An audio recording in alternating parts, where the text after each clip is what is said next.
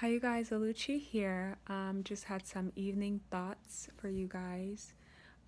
This video is called "Complete Your Trial." In this quarantine, I've just had an opportunity to really reflect, and the Lord has given me a chance to think about all the lies that I believed about Him, um, and about all the ways in which I've because I didn't have enough word in me, or because I just wasn't aware of what was happening, I had failed some tests. Now, the test I failed twice so far is the test of not passing through a trial. This has happened to me twice now. Basically, when it got really, really, really tough, instead of clinging to God more, I started reaching out to people.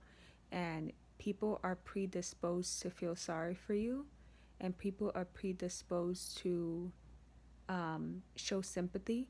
And a lot of times, your sympathy is exactly what is detrimental to you passing your test.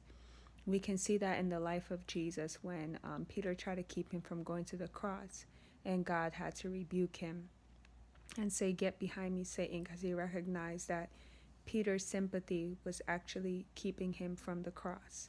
So, twice now, when I was deep in purging and purification and sanctification for a certain season, it got really, really, really hard. And because I was ignorant of what was happening, I didn't know it was purging, I didn't know it was purification. I was just like really like in just like a state. And so I went to someone. I remember the first time I went to someone, they told me I was doing too much. Yeah, you're never doing too much. And when I say you're doing too much, I mean if you're like actively trying to press into God and read the word more and spend time with Him and pray more, and someone tells you you're doing too much, like you should run the opposite direction and never speak to that person again. At the time, because it was so tough, I clung to the first person that gave me sympathy. So I stopped doing what I was doing. And then the second time around, it was myself. I actually sustained some spiritual attacks that took me out. And because I didn't have enough word in me, because I didn't know how God actually felt about me, and because I had unfortunately been around people who had fed me a doctrine that was contrary to God, and it was based on works and other things. I felt like because I had been taken down during my trial, there was no point trying to climb back up the mountain with God, if that makes sense. So and whenever I fail at something, or at least it's no longer the case, but before, whenever I would fail at something, I would take it really personally. I would ingest that. I would start beating myself up, especially if I had worked really, really hard to keep from getting into the very thing that I just failed at. And so that was what happened to me last. And God, like, that took even longer to get out of, because God had to do so much unlearning. But basically, pass through the trial, endure the trial, don't seek. Just be wary of people that try to make you feel like you are, how do I put this without it sounding like works? Don't let people talk you into abusing grace. Don't get too close to people that lack discipline. So if you see someone that's like consistently doing something, even if it's not a sin, if you know that it's a weight, and you know that and then every time they're confronted about it, like, oh, I know, I'm going to do better. God still loves me. Or just like where they make excuses. I just don't like being around people that make excuses, because I don't believe in mediocrity as a way of life. And I'm not saying like go into works. Obviously, we can't do anything unless it's through Christ who strengthens us.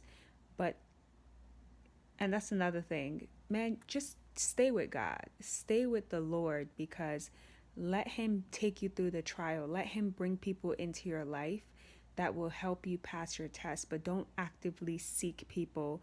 Don't even really share things that you and God are doing, because most of the time it's a personalized dealing with God. Those other people are not going to be going through the same thing, because God is taking them a different way around their mounting. So a lot of times people will hear what God is doing with you, especially if you have a specific calling on your life, and they're horrified Like, God would never say to do that. I remember when I went vegan, people are like, God would never tell you to go vegan. Now it's 2020, it's COVID, all your chicken has disease in it, and all of a sudden everybody's hearing from God to eat more vegetables. And I just think it's ludicrous. And this is why it's so important that when you hear from God, you obey Him and you just run with what He said.